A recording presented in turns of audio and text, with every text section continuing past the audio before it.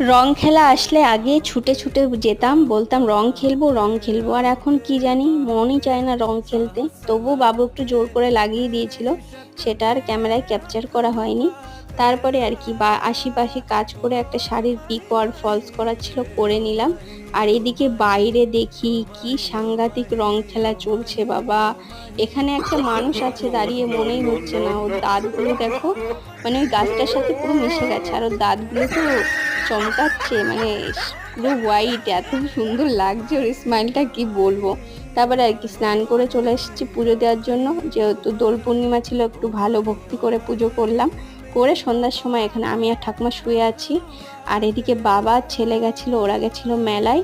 তো আমাদের জন্য নিয়ে এসছে রোল, তো আমরা এখন রোল খাচ্ছি। আর বাবুকে বলছি তুই তিলক কেটে আসলে একটা ফটো তুলে একটু তাকা।